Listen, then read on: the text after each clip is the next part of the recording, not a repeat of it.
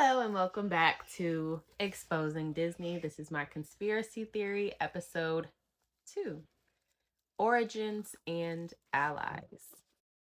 Last time we spoke about these mice. Very sus, very sus. But let's get into the mission statement. This is from, the Walt Disney Company.com.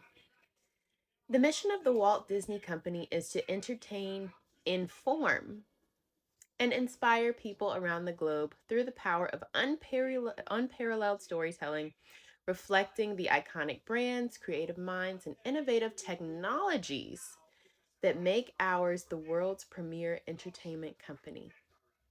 Inform, you say? Of what, pray tell, are you informing your audience?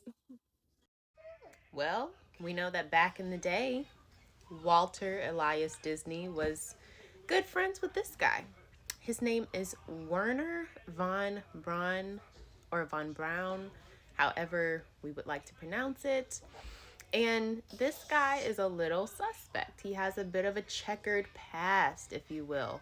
So let's look into this guy and what he was using his alliance with Walt Disney to inform the American public about before the creation of NASA. Hint, it's going to be about space.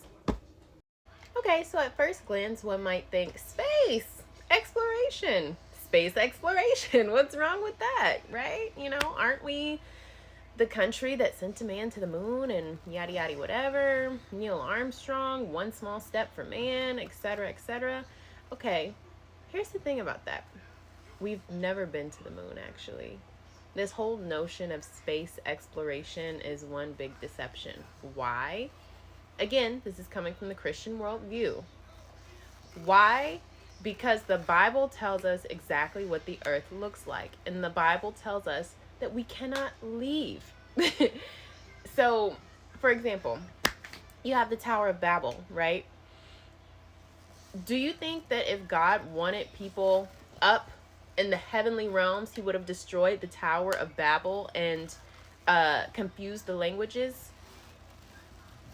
He doesn't want us up there. We have a firmament over us, so we cannot leave. So any talk about space exploration or the very notion that we can get up there is a deception from the pit of hell, because it's not in the will of God for us to do that.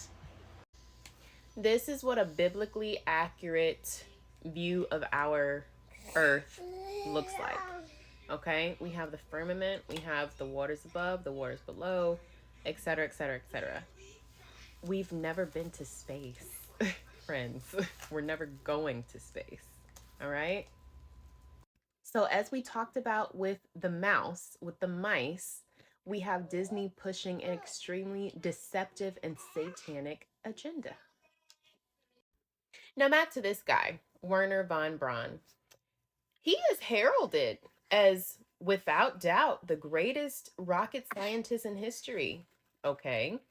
His crowning achievement as head of NASA's Marshall Space Flight Center was to lead the development of the Saturn V booster rocket. Okay. Okay. You're a rocket scientist. We'll accept that. But why is this named Saturn specifically? There's other planets, There's other things that it could have been named. That's peculiar. Let's look into that a little bit. Oh yeah, and not to mention, as this article puts forth, before coming to the United States, he oversaw weapons projects for the Nazis in Germany, casual, during World War II. And they were designed to hit civilian targets. Yeah. And they relied on slave labor pulled from the Nazi concentration camps. So, there's also that. But back to this Saturn thing. Saturn worship? What is that? Have y'all heard of that before? I would definitely look into it. This was a very interesting article. If you know, you know. If you know anything about the spiritual realm, you know that these things are incredibly real, incredibly satanic, and that they are in every sphere of society, including technology and entertainment. And don't forget, Disney was trying to inform you because it's part of their mission to inform, right?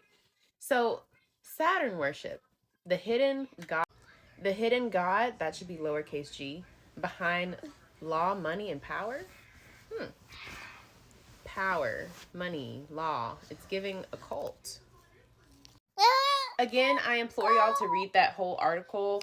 Do I have the... Oh, yeah, it's on medium.com. And, you know, just a quick scroll down, you'll see the Roman god Saturnus is the god of limitation. Huh. How we have limits on this earth put forth by the one true God, that we cannot go to space. Okay. Limitation, time, law, order, banking, and consequences.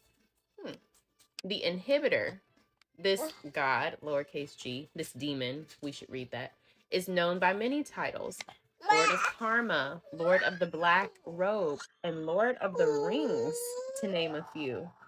Interesting. Lord of the Rings was also a film, meant to entertain us, of course. I'll end it here for this video, as this is just one ally, and these are some origins.